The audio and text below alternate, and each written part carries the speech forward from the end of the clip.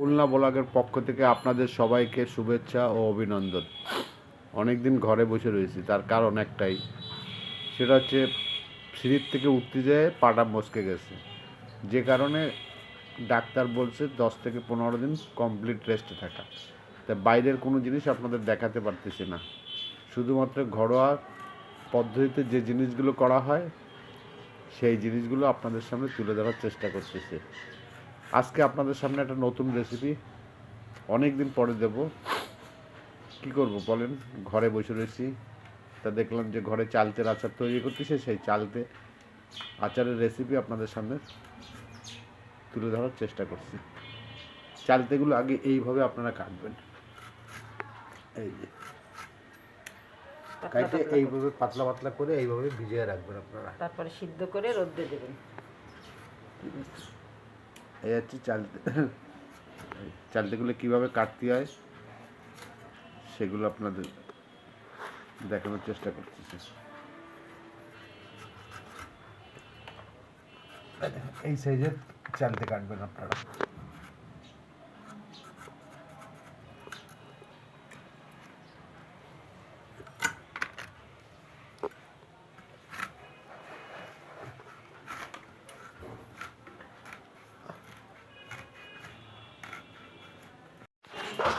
বিদ্যুৎ চলে গেছে, তাই লাইটের আলোটা একটু অস্পষ্ট বোঝা যাচ্ছে। চালটিগুলো সিদ্ধ দিয়ে নিলাম। সিদ্ধ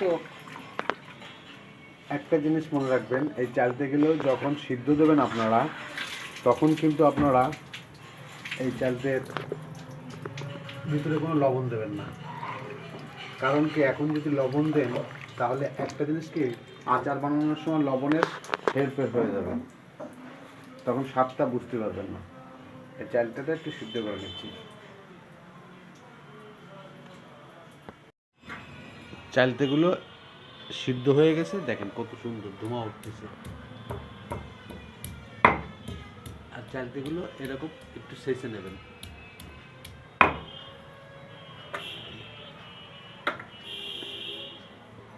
এই চালতেগুলো এইভাবে তৈরি করার একটাই মানে, যে একটা চালতেও যদি সুন্দরভাবে বানানো হয়, তার আচারটা এত সুন্দর হয়, মুখরুচিপূর্ণ আচার হয়, যা আপনাদের খেতে খুব ভালো লাগবে।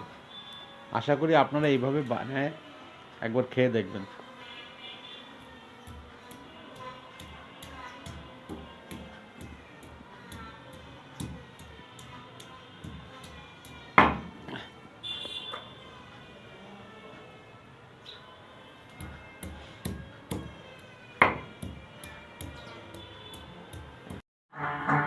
চালটা সব সাজা হয়ে গেছে, এখন হলুদ দিয়ে দিচ্ছি একটু, রোদ্রে দেওয়ার জন্য।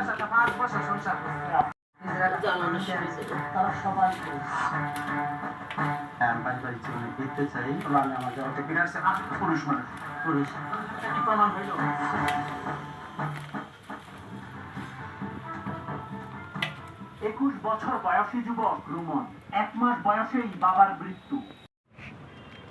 সাদে এবার রোদ্রে দিয়ে দিলাম।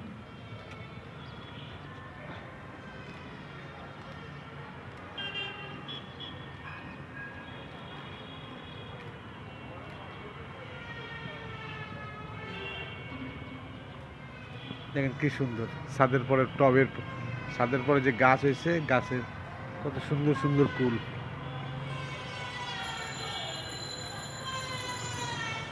দেখেন ছাদের পরে যে গাছ হয়েছে,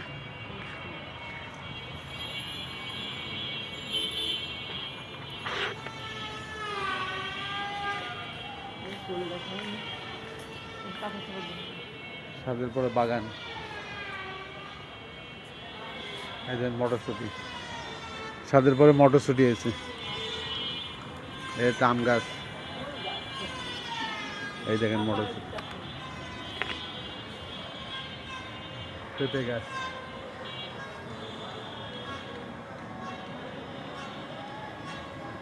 এই দেখেন এটা ডালিম গাছ, ডালিমের কি সুন্দর ফুল, কত সুন্দর একটা ফুল ডালিমের।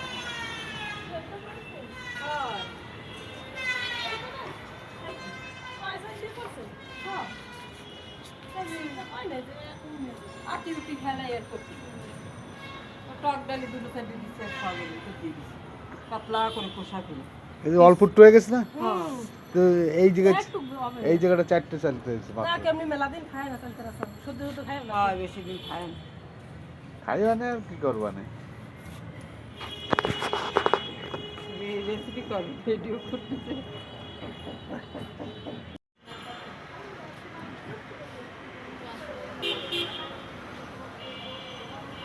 কি সুন্দর মনোরম দৃশ্য যখন মন খারাপ লাগে তখন আমি ছাদে চলে আসি ছাদে এসে ঠিক আছে সময় কাটাই কারণ ছাদের পরিবেশটাও খুব সুন্দর ছাদে একটা গার্ডেন করা আছে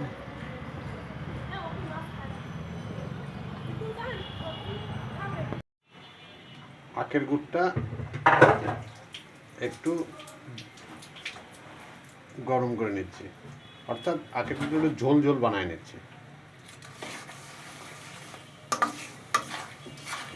4টে চালতের আচার যে কারণে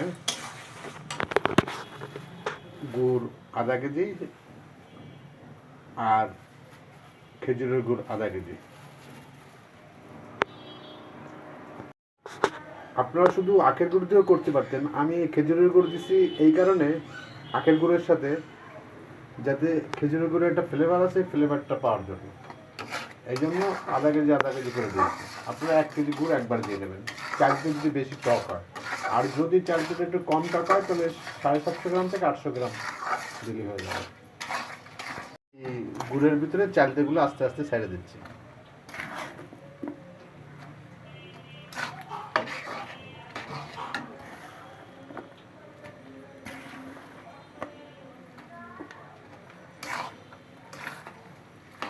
আর আজকের এই যে আচারটা আছে এটা হচ্ছে টক ঝাল মিষ্টি আচার আপনারা ঘরে তৈরি করে অবশ্যই খাবেন বাইরের আচার খাবেন না কখনো আপনাদের কাছে একটা অনুরোধ থাকলে একটু কষ্ট করে নিজেরা ঘরে বানায় খাবেন দেখবেন এর স্বাদ অন্য বাইরের আচারের চেয়ে অন্তত 100 গুণ বেশি এবং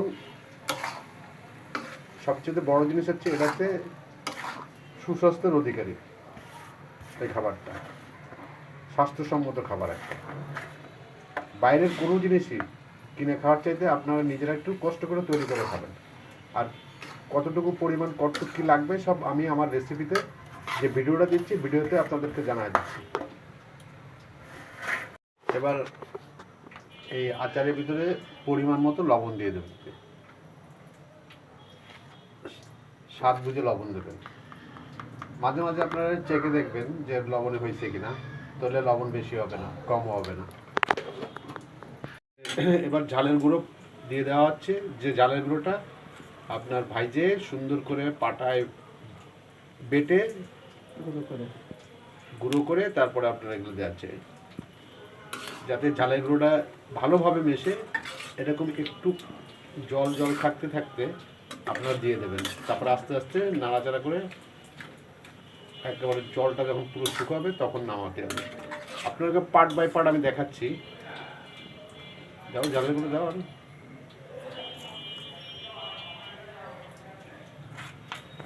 ভাজা ধনে জিরে ওর ভিতরে দিয়ে দেওয়া হচ্ছে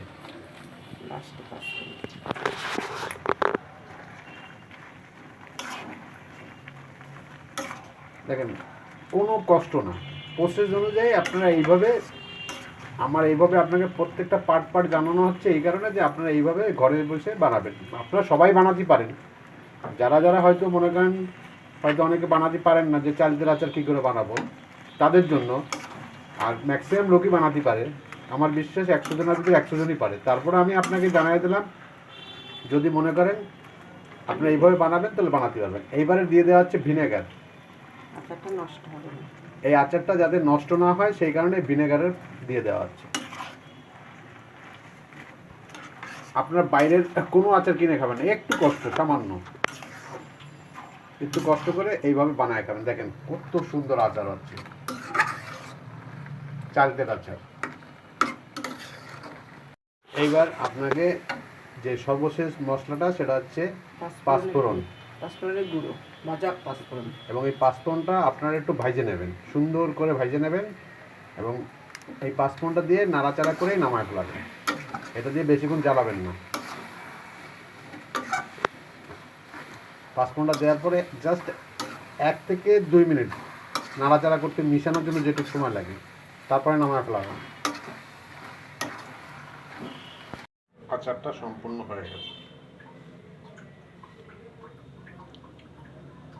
এইভাবে আপনারা আচার বানায় খাবেন, তাহলে আর বাইরের খাবার খাওয়া লাগবে না। বাইরের আচারের চাইতে শতগুণ ভালো এই আচার, খালি একটু কষ্ট করে বানায় নেবেন। কীভাবে বানাবেন তার সম্পূর্ণ বিস্তারিত পার্ট বাই পার্ট আপনাদের জানিয়ে দিচ্ছি।